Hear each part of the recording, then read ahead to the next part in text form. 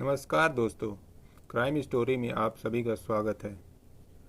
कोई आदमी कितना क्रूर हो सकता है, ये हम आप सोच भी नहीं सकते।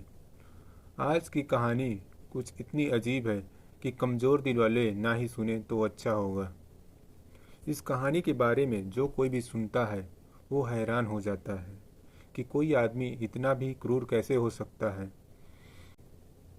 कहानी की शुरुआत होती है 1992 में रसिया के शहर नोवोबुरस्क से। यह रूसिया की राजधानी मॉस्को से 800 किलोमीटर दूर बसा हुआ एक शहर है। वैसे तो यह शहर काफ़ी शांत और सुंदर है और इसी के लिए यह शहर जाना भी जाता है। पर यहाँ पे रहने वाले एक शख्स जिसका नाम निकोलाई है, उसने कुछ ऐसा किया जिसको सुन करके इस शहर के लोगों के भी होश उड़ गए। तो ऐसा उसने क्या किया, चलिए जानते हैं। निकोलाई अपने दोस्तों के साथ रात में पार्टी कर रहा था और वह नशे में काफ़ी ज़्यादा धुत था। पार्टी ख़त्म होने के बाद वह अपने घर के लिए निकलता है। जैसे ही वह अपने घर के पास पहुंचता है तो उसे एक इंसान वहां पर मिलता है और वह निकोलाई से सिगरेट जलाने के लिए लाइटर मांगता है। निकोलाई उसे लाइटर देता है और वह इंसान भी नशे में होता है। निकोलाई और वह इंसान थोड़ी देर बात करते हैं। बात करने के बाद वह इंसान पता नहीं क्यों, न जाने क्यों, निकोलाई के ऊपर चिल्लाने लगता है और दोनों में हाथापाई शुरू हो जाती है। निकोलाई अपने हाथों से ही उसे मारने लगता है और निकोलाई उसे मारते मारते उसे जान से मार देता है। अब निकोलाई जब उसे जान से मार देता है तो यह देखकर वो काफ़ी ज़्यादा घबरा जाता है और उसका सारा नशा वहीं उतर जाता है। वह अपने आसपास देखने लगता है कि कहीं उसे किसी ने देखा तो नहीं। रात होने की वजह से वहाँ पर कोई नहीं होता और निकोलाई उसे उठाकर अपने कमरे में लेकर जाता है और उसे बेसिंग में ले जाकर रखता है और सोचने लगता है कि वह इस लाश का क्या करे। तभी उसका अंदर का हैवान जाग उठता है और वह उसके कपड़े उतार कर उसे छोटे छोटे टुकड़ों में काटने लगता है। काटने के बाद जब निकोलाई सोचता है कि काटने के बाद वह चाहता तो उन टुकड़ों को आसानी से कहीं छुपा सकता था, मगर निकोलाई के अंदर का हैवान जाग चुका था और उस हैवान ने निकोलाई से उस मांस को खाने के लिए कहा। जब निकोलाई उस इंसान के मांस को काट रहा था तब उसने उसकी जांघों को देखा जहाँ पर काफ़ी ज़्यादा गोश्त था और निकोलाई का अंदर का शैतान जो जाग चुका था उसने उसे पकाकर खाने के लिए कहा और निकोलाई ने उसके मांस के टुकड़ों को काट कर उबालना शुरू किया। उबालने के बाद निकोलाई ने उसे खाया पर उसे उतना टेस्टी नहीं लगा। इसीलिए निकोलाई ने उसे दोबारा पकाकर अच्छी तरह से सब कुछ लगा करके तेल मसाला वगैरह के साथ भूंजा और उसे दोबारा खाना शुरू किया। अब निकोलाई को वह मांस बहुत ही ज़्यादा अच्छा लगने लगा और उसने बचा हुआ मांस भी ऐसे ही कुछ दिनों का रख करके खाया। इसके बाद निकोलाई यहीं पर नहीं रुका। उसे इंसानी मांस इतना अच्छा लगने लगा कि उसने एक और कत्ल किया और उसके भी मांस के टुकड़ों के साथ ऐसा ही किया। उन्हें छोटे छोटे पीसेस में काट कर जो खाने लायक मांस होते थे उन्हें पकाकर खा जाता था और जो नहीं खाने लायक होते थे उन्हें उठा करके एक जगह स्टोर कर दिया करता था। कुछ दिनों तक, कुछ सालों तक यह सिलसिला ऐसे ही चलता रहा। फिर उसके बाद निकोलाई के अंदर का शैतान और भी ज़्यादा जाग गया। उसने उस मांस के टुकड़ों को जितने भी वो कत्ल करता था उनको मार्केट में बेचना शुरू किया। तकरीबन 5 किलो मांस उसने मार्केट में बेचा और मार्केट में बेचने के साथ ही उसने अपने दोस्तों को भी इसे बेचा और अपने गुनाह में अपने दोस्तों को भी शामिल किया। निकोलाई ने लोगों को कंगारू का मांस बचाकर इंसानी मांस बेचा और उससे जो पैसा उसके हाथ लगा उसने उसे शराब और ड्रग्स में उड़ा दिया। निकोलाई यहीं पर नहीं रुका, उसकी हैवानियत का सिलसिला आगे भी जारी रहा। उसने इंसानी मांस को न सिर्फ अपने दोस्तों को दिया बल्कि अपने घर ले जाकर अपनी बीवी को भी दिया और उन्हें कंगारू मांस बता करके पकाने के लिए कहा। और उसकी बीवी ने एक पार्टी रखी जहाँ पर उसके सारे दोस्त आए हुए थे, उसकी फैमिली, बच्चे, सभी कोई आए हुए थे। उसने उन सभी मांस के टुकड़ों को अच्छी तरह से पकाकर मोमोज बनाए और उन सभी पार्टीज में मौजूद लोगों ने बड़े ही चाव से खाया और तारीफ भी की कि मोमोज बहुत ही टेस्टी बने हुए हैं।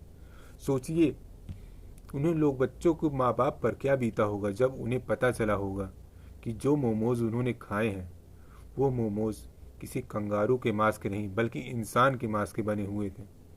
हम और आप सोच सकते हैं, मगर उनके ऊपर जो बीती होगी वो तो सिर्फ वही बता सकते हैं। ऐसे ही कुछ समय तक चलता रहा।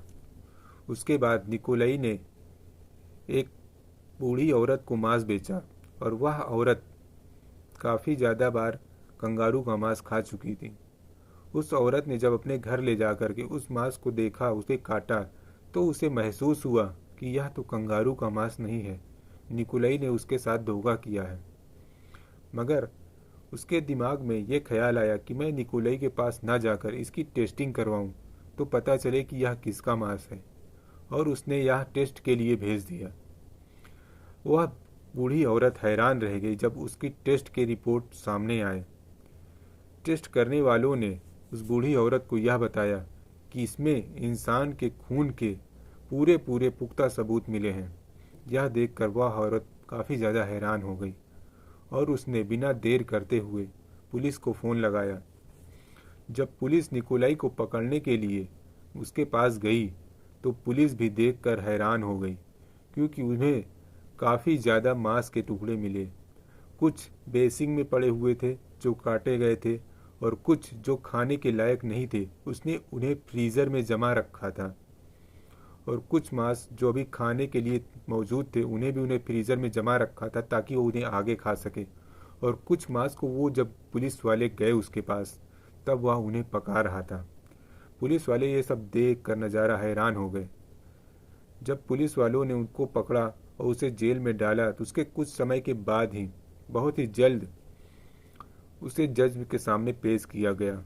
और जब उसे जज के सामने पेश किया गया तो निकोलाई बहुत ही बेरहमी के साथ, बहुत ही बेशर्मी के साथ जज को अपने किए गए सारे खून के बारे में जो जो उसने हरकतें की बहुत ही खुशी के साथ बताता था। यह देखकर जज भी सन्न रह गए और जज ने उन्हें बिना देरी करते हुए सारे सबूतों को ध्यान में रखते हुए तुरंत ही सजा दी, फांसी की। लेकिन उसकी फांसी की सजा भी कुछ सालों के लिए रुकी रह गई, क्योंकि रसिया में कुछ नियम बदल रहे थे और उनमें से एक नियम फांसी को लेकर भी था। उसकी फांसी होने होने तक 1999 आ गया था और 1999 में रसिया में फांसी की सज़ा बंद कर दी गई थी। फांसी की सज़ा को उम्र कैद में परिवर्तित कर दिया गया था। तो इस वजह से निकोलाई को अब फांसी की सज़ा नहीं दी जा सकती थी और उसे एक डॉल्फिन नाम की जेल में डाल दिया जाता है। यह जेल काफ़ी क्रूर मानी जाती है। इस जेल में ऐसे ऐसे मुजरिम रहते हैं जो कि निकोलाई की ही तरह काफ़ी ज़्यादा क्रूर होते हैं। इस जेल के बारे में कहा जाता है कि इसकी सिक्योरिटी बहुत ही ज़्यादा टाइट है। इस जेल में लोगों को कैदियों के लिए जगह नहीं दी जाती। सारा दिन वो अपनी जेल में ही पड़े रहते हैं और जेल में पड़े रहने के साथ ही उन्हें दिन में अपने बेड पर लेटने और बैठने की भी परमिशन नहीं होती। और यह सब चीज़ तय करने के लिए, पुख्ता करने के लिए वहाँ पर सिक्योरिटी गार्ड हर 15 मिनट में गश्त लगाते रहते हैं। जब उन कैदियों को कभी भी बैरिकेड के बाहर निकाला जाता है तब उनके मुंह ढके हुए होते हैं ताकि वो एक दूसरे को देख ना सकें और कुछ ऐसी भागने की प्लानिंग नहीं बना सकें। वैसे वहाँ से आज तक कोई भी भाग नहीं सका है। लोगों का कहना है कि यह जेल इंसानों के लिए नर्क है और इन ऐसे कैदियों के लिए यह नर्क काफ़ी अच्छी जगह है, क्योंकि ये कैदी काफ़ी ज़्यादा क्रूर हैं। और जब यह खबर जिन लोगों को निकोलाई ने मारा था उनके परिजनों को पता चली कि उसकी फांसी की सज़ा कैंसिल होकर उसे उम्र कैद हो गई है, तो वह लोग काफ़ी ज़्यादा खुश हुए, क्योंकि उन्हें लगता था कि फांसी की सज़ा निकोलाई के लिए बहुत ही कम सज़ा है, बल्कि उम्र कैद और डॉल्फिन नाम की इस जेल में रहना उसके लिए काफ़ी ज़्यादा सुकून भरा होगा उन परिवारजनों के लिए, क्योंकि यह जेल कोई आम जेल नहीं थी।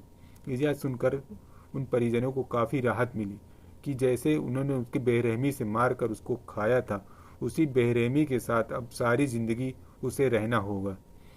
निकोलाई आपको ये लगता होगा कि कुछ सालों के बाद निकोलाई को अपने किए पर पछतावा हुआ होगा, पर ऐसा नहीं है। नेशनल जियोग्राफी जब उसका इंटरव्यू लेने के लिए गई, तब निकोलाई ने अपने किए गए जुर्मों को बहुत ही बेरहमी के साथ हंसकर खुल से उन्हें बताया।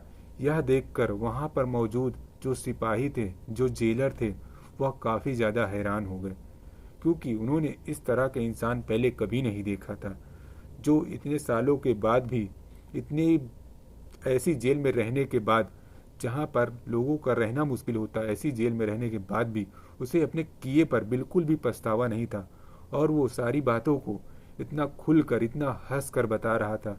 यह देखकर जेलर भी सन्न रह गए, और अब सारी जिंदगी निकोलाई को उसी जेल में रहना होगा। यह कहानी को अब तकरीबन 30 साल हो चुके हैं और निकोलाई की उम्र 64 साल हो चुकी है।